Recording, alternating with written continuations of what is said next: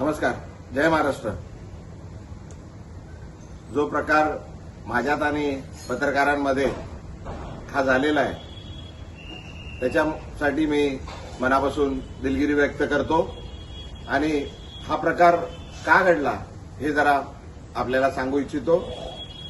ज्या दिवसापासून मी शिवसेनेत प्रवेश केलाय त्या दिवसापासून एकदम वाईट शब्दात आणि शिव्यागाळ करून मला जे अपमान करत होते तरी पण मी सर्व अपमान सहन केले. तरी सुद्धा आज सकाळी परत एक पत्रकार मित्र आले होते. मी त्यांना हात जोडून विनंती केली की बाबा याबद्दल आपण कुठलंही मला विचारू नका. जे मला काय बोलायचं होतं ते मी सर्व बोलून झालेलं आहे. आता कृपा करून काय बोलू नका. मी हात जोडून त्यांना विनंती केली. वारंवार मी सांगत आलेलो आहे का बाबा हे सर्व प्रकार हा माझा आहे.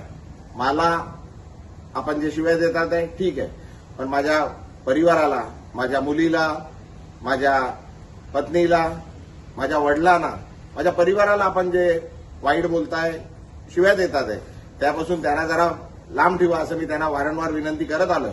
तरी सुद्धा आज सकाळी पण पुन्हा एकदा माझ्या पत्नीबद्दल, माझ्या वडिलांबद्दल वाईट शब्द, वाईट गोष्टी सांगण्यात आल्या, खोट्या गोष्टी सांगण्यात आल्या आणि तरी ते पत्रकार त्याच गोष्टी परत विचारण्याकरता आल्या.